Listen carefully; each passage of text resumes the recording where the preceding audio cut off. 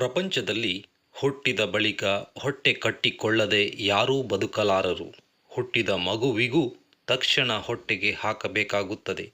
ಹೊಟ್ಟೆ ತುಂಬಿಸುವುದು ಸಣ್ಣ ಕೆಲಸವಲ್ಲ. ಅದಕ್ಕಾಗಿ ಏನಾದರೂ ಒಂದು ಕಾಯಕ ಮಾಡಬೇಕಾಗುತ್ತದೆ.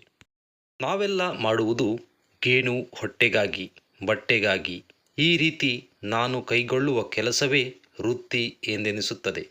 ಉದ್ಯೋಗವನ್ನು ಆಯ್ದುಕೊಳ್ಳುವುದು ಸುಲಭವಲ್ಲ. ನಮ್ಮ ಅರ್ಹತೆ ಮತ್ತು ಆಸಕ್ತಿಗೆ ಸರಿದೂಗದ ಕೆಲಸವಾದರೆ ನಮಗೆ ಅತೃಪ್ತಿ ಉಂಟಾಗುತ್ತದೆ. ಆದುದರಿಂದ ಮೊದಲೇ ನಮ್ಮ ಪ್ರವೃತ್ತಿಯಂತೆ ವೃತ್ತಿಯನ್ನು ಆರಿಸಿಕೊಳ್ಳುವುದು ಒಂದು ಜಾಣತನವಾಗಿದೆ. ಸಾಮಾನ್ಯವಾಗಿ ನಮ್ಮ ಮನೆತನದ ಕಸುಬನ್ನು ತಮ್ಮ ವೃತ್ತಿಯನ್ನಾಗಿಸಿ ಸ್ವೀಕರಿಸುವವರು ಅನೇಕರಿದ್ದಾರೆ. ಅವು ಆನುವಂಶಿಕವಾಗಿ ಬಂದಿರುವ ಉದ್ಯೋಗವಾಗುವುದರಿಂದ ಎಲ್ಲ ರೀತಿಯ ಸಲಕರಣೆಗಳು ಬಾಲ್ಯದಿಂದಲೇ ಆ ಕೆಲಸದ ಬಗ್ಗೆ ಹಿರಿಯರಿಂದ ಮಾರ್ಗದರ್ಶನ ಸಿಕ್ಕಿರುತ್ತದೆ. ಹೀಗೆ ರೈತನ ಮಗ ರೈತ, ನೇಕಾರನ ಮಗ ನೇಕಾರ, ವೈದ್ಯನ ಮಗ ವೈದ್ಯ ಆಗುವುದರಿಂದ ಸ್ವಲ್ಪ ಮಟ್ಟಿನ ನೆರವು ಸಿಗುತ್ತದೆ.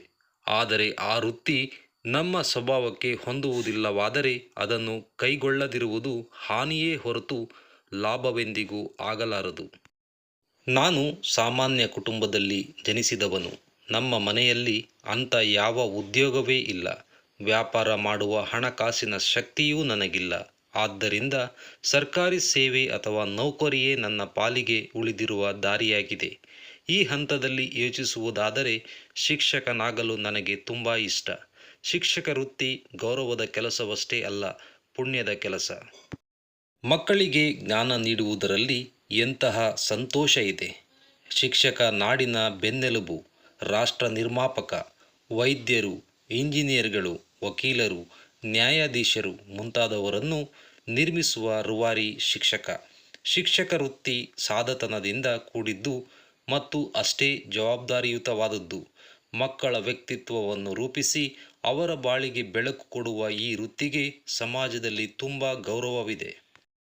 ಶಿಕ್ಷಕನ ಬದುಕು ಕ್ರಮಬದ್ಧವಾದುದು, ನಿಯಮಿತವಾದುದು. ಒಳ್ಳೆಯ ಶಿಕ್ಷಕ ವಿದ್ಯಾರ್ಥಿಗಳಿಗೆ ಆದರ್ಶನಾಗುತ್ತಾನೆ.